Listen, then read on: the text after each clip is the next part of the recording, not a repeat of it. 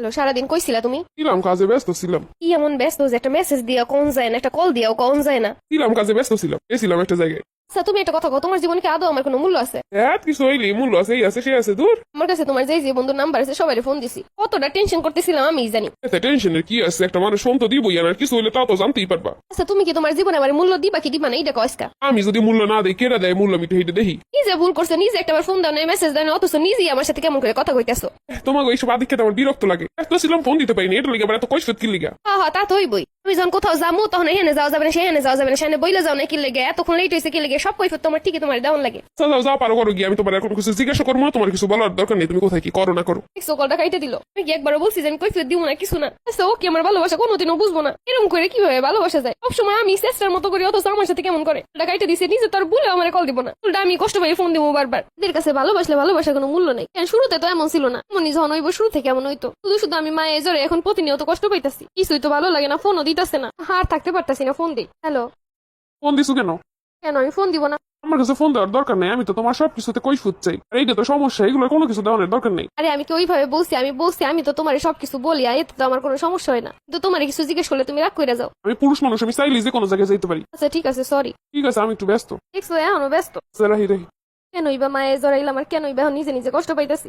ও কি আমার অ্যাভয়েড করতেছে? সব সময় খালি ব্যস্ততা, সব সময় খালি অবহেলা। ওই শুরুতে তো এমন ছিল না, তখন তো মিনিটে মিনিটে কল দিত, কি করি না করি কত কিছু। রেগুলারই তো মায়ে পড়ছিলাম, আবার কথা না বইলেও তো থাকতে পারি না, বুঝলেও যাইতে পারতেছি না। সত্যি সত্যি ভালোবাসলে মনে হয় মানুষ শ্রেষ্ঠ হয়ে যায়। আমার ওই শ্রেষ্ঠ অবস্থায় হইছে, এত আঘাত দিয়ে কথা কয়, এত অবহেলা করে, তাও বারবার আমি ফোন দিই, আমি কথা কই, আমি সরি কই না, এইগুলো থেকে বাইর হইতে হইব। একা একা কিসের জন্য শ্রেষ্ঠ হমু? শ্রেষ্ঠ হইলে দুইজন হমু। এই যে আমি রাগ করে একটু থাকতেও পারি না, আমার একটু ফোনও দিবে না, জানা আমার কোনো রাগই নেই, অভিমানী নেই, আজকে রাগ করে থাকমই। দেখছো সন্ধ্যা হয়ে গেলে এখনো পর্যন্ত একবার ফোন দিল না। এই মনটারে বুঝাইতেই পারতাছি না কোনোভাবে, যে আমারে মূল্য দেয় না, যে আমারে গুরুত্ব দেয় না, হেলে কেন আমার তো পরান ফুটবে। মাইয়াডা তোর কি খাওন দাওন লাগবো না কিছু? আমার ক্ষুদা নাই।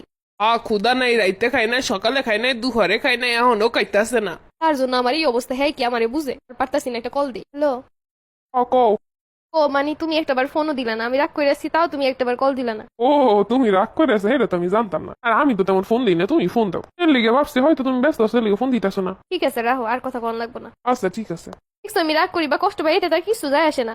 এমন করে কখনো ভালোবাসা হইতে পারে না। ওটা বলার জন্য যা করতে আমি তাই করবো দরকার হইলে। ভালো তারই বাসা উচিত যে ভালোবাসার মূল্য বুঝে। তুমি কি খবর, কেমন আছিস? এই তো ভালো, সেই ছোটবেলায় তোর সাথে একসঙ্গে পড়ছি, আর কখনো দেখা হয় নাই। আরে তোরে অনেক মিস করছি। আমারে মিস করছিস কেন? দেখ বান্ধবী, সত্যি কথা তাইলে কই, তোরে মনে মনে আমি তোরই খুঁজতেছিলাম, হঠাৎ যে দেখো এই যে কল্পনা করি নাই। তোরে অনেক পছন্দ করতাম ছোট থেকে, কিন্তু বলতে পারি নাই, ছোট ছিলাম এর লিগা। কি তুই আমারে পছন্দ করতি? আমি তো বিশ্বাসই করতে পারতেছি না, তুই এত লাজুক ছিলি। কি যে বলিস, লাজুক বলে কি ভালোবাসা যায় না? তাই, কিন্তু তুইও যে প্রেমে পড়তে পারিস, কারো ভালোবাসতে পারিস, কারো এটা বিশ্বাস করতে পারতেছি না। জানিস আমি এত বছর খালি তোরই খুঁজছি, কোনো কারোর সাথে কখনো কোনো মায়ের সাথে কথাও বলি নাই। সত্যি কি ভালোবাসে? না, প্রথম প্রথম সবাই এরকম ডায়লগ দেয়। আমি একজনকে ভালোবাসতাম, কিন্তু সে আমারে ধোকা দিচ্ছে, এখন আর কাউরে বিশ্বাস হয় না। তার কাছে আমার ভালোবাসার কোনো মূল্যই ছিল না, আমার কোনো গুরুত্বই ছিল না। আরে কি বলিস, ভালোবাসা তো একটা অন্যরকম জিনিস, গুরুত্ব তো অটোমেটিক চলে আসে, এটা দেওয়া লাগে না। তোর মতো একটা মেয়ের পাওয়া আসলেই ভাগ্যের ব্যাপার। এসে যে বুঝলো না তোর ভালোবাসা। আছে একজন, কিন্তু তার কাছে আমি অবহেলার পাত্রী। শোন, ভালোবাসলে ভালোবাসার মতো বাসতে হয়। তোর যদি তার প্রতি ভালোবাসা থাকে ঠিক আছে, আমি মাঝখানে আসবো না, কিন্তু তুই যদি ভালো না থাকিস একবার আমার উপর ভরসা করতে পারিস। ভালোবাসার জন্য 4টা আইনা দিব তোর কাছে। কি করবো নিজেও বুঝতেছি না, এখন আবার কষ্ট পাবো না তো? চল বান্ধবী, একটু ঘুরে আসি, তোর মনটা দেখতেছি ভালো না। ও তো আমারে কখনো এরকম বলতে পারতো যে তোমার মন খারাপ, চলো একটু ঘুরে আসি? সত্যি ভালোবাসা জোর করে পাওয়া যায় না। তুই কি আমার কথা কষ্ট পাইলি? আরে না, কষ্ট পাই না, আমি ভাবতাছি আমার জীবনটা কেমনি কি হয়ে গেল।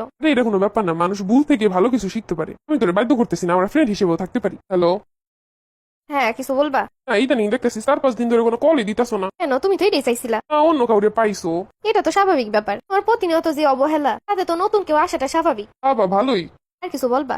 না, দেখতাছি নারী যে ছলনাময়ী, এটা প্রমাণিত। আগে ভুল কইতাছো, ছলনাময়ী আমি না, আমারে ছলনাময়ী বানাইছো। কার সাথে এত জমজমাট ভালোবাসা? এটা তোমার না জানলেও চলবে। এই জন্যই 4-5 দিন ধরে কোনো কল নাই, কিছু না। দিনে যখন 1000 বার কল কাইটা দেওয়ার পরেও 5-7 বার করে কল দিতাম, তখনকার কথা মনে নাই তোমার?